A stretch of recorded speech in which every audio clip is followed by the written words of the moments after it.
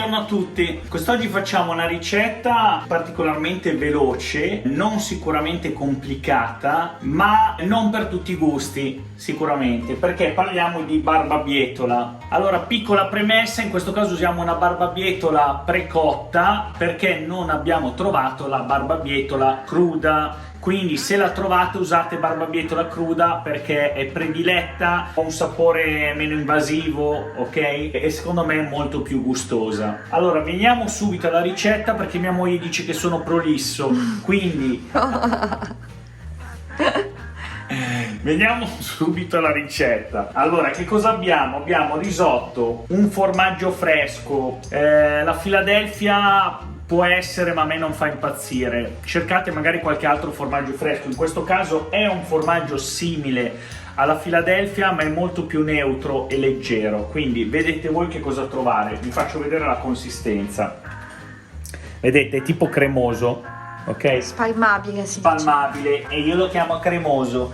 Comunque potete anche utilizzare dei formaggi un po' più solidi, ma sempre neutri, freschi, molto freschi. Poi abbiamo parmigiano grana padano, un po' di scalogno o una cipollina e la nostra barbabietola. Ok, poi mettete su intanto il brodo. Allora prendiamo la nostra barbabietola. Cosa facciamo? Iniziamo a tagliarla a fettine, poi a quadratini più piccoli. Il più piccole possibile, perché una parte la teniamo per il riso, una parte ci facciamo la crema. Per chi si domanda, ma la barbabietola cruda la posso mangiare cruda? La devo usare così senza cuocere prima? Assolutamente sì, si può mangiare tranquillamente cruda, perché io ci faccio anche le centrifughe, quindi andate tranquilli.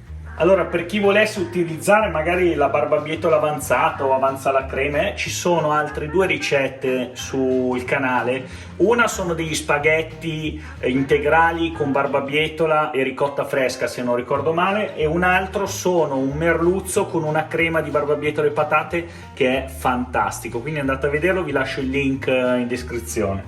Allora, andiamo a accendere il nostro pentolino con un tocchettino di burro. Se non avete il burro, non volete il burro perché fa ingrassare troppo, mettete un filo di olio, ok? Io che non ho problemi di linea metto un po' di burro e un filo di olio. Facciamo riscaldare un attimo il nostro burro. Allora assaggiate sempre il brodo per non farlo troppo salato. Sono scottato. Il mio brodo va bene. Iniziamo a buttare lo scalogno nel pentolino.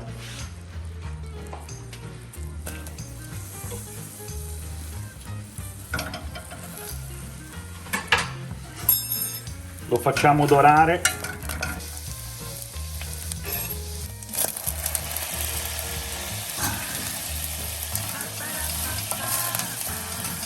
Se vedete che sta bruciacchiando il vostro scalogno, buttate un goccio di brodo. Allora, adesso che sta dorando, iniziamo a buttare la nostra barbabietola.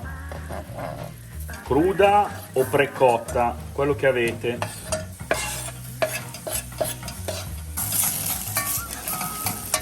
Buttate un tocchettino di brodo.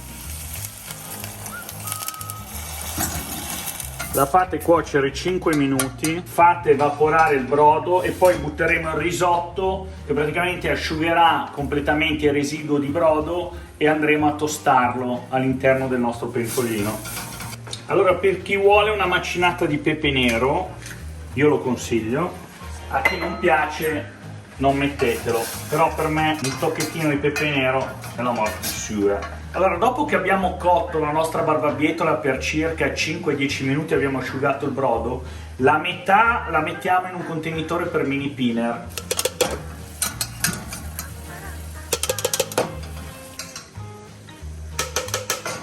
Vediamo dopo cosa dovete fare con la crema. Ora che si è asciugato bene, andiamo a buttare il nostro riso.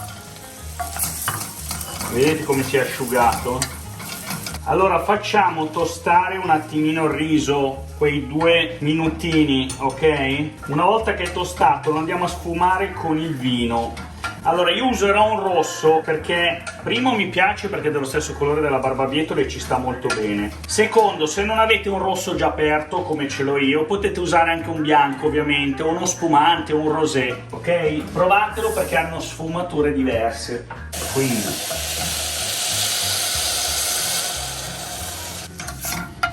qua alzate un po' il fuoco perché sarà freddo il vino, quindi lo dobbiamo fare evaporare. Quando è sfumato completamente il vino, quindi non si sente più l'alcol, iniziamo ad aggiungere un poco per volta il nostro brodo. Un poco per volta, quindi lo aggiungiamo, copriamo il riso e poi di volta in volta lo andiamo ad aggiungere fino a cottura, circa 15 minuti. Mentre il nostro riso sta andando a fuoco basso, prepariamo un pentolino. Nel pentolino ci metteremo il formaggio fresco perché lo dovremo fare diventare liquido, lo facciamo all'ultimo, ok? Perché faremo una salsina, lo vedrete alla fine. Con le barbabietole che abbiamo messo nel contenitore del mini pinner iniziamo ad aggiungere 2 bei cucchiai di parmigiano. I miei sono anche 3. Poi prendiamo il formaggio fresco, perché? Perché andiamo a attenuare un po' il sapore della barbabietola che è comunque intenso. Andiamo a mettere un tocchettino di formaggio fresco, poi andiamo a mettere un tocchetto di pepe, un filo di olio e andiamo a usare il nostro mini pinner. Allora, io ci metto anche un tocchettino di brodo, ma non troppo, mi raccomando, perché deve aiutare ovviamente a farlo diventare una crema. Se vedete che è troppo denso aggiungete un po' di brodo, aggiungetelo un po' alla volta e poco per volta perché non deve diventare troppo liquida. Andiamo con il nostro mini pinner. Allora vedete, questo è il colore della crema della barbabietola cotta, con quella cruda è ancora più intenso. Io ribadisco, prediligo quella cruda perché secondo me ha comunque una delicatezza differente. Allora, dopo aver ogni tanto accarezzato il nostro risotto con il mestolo per non farlo attaccare, mi raccomando, ogni tanto aggiungere il brodo, verso la fine ovviamente dovete mantenere una certa onda nel risotto, quindi non esagerate negli ultimi minuti con il brodo.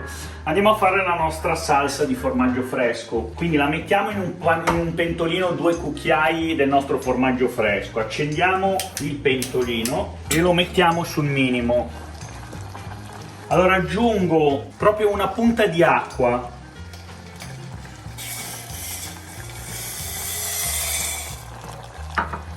e con il cucchiaio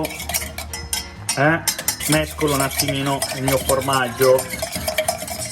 Boh, vedete che è pronta?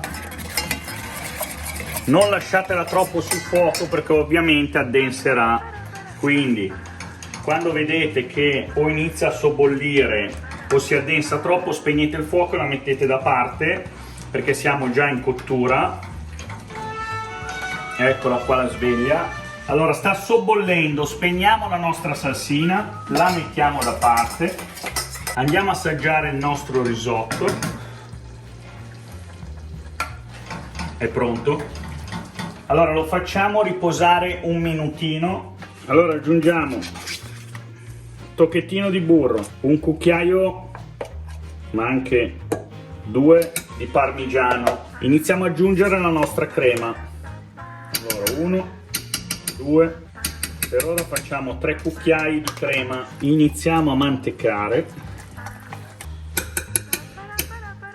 Mantecatelo bene con il cucchiaio, giratelo bene. Ricordatevi, se volete un riso un po' più scuro da provare, personalmente usate il vino rosso. Se volete un vino con un colore un po' più vivido, che si avvicina di più alla barbabietola, usate un vino bianco e la barbabietola cruda e avrete un risotto molto più intenso.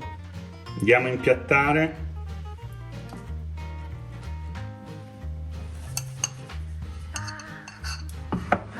E ora mettiamo il formaggio fresco.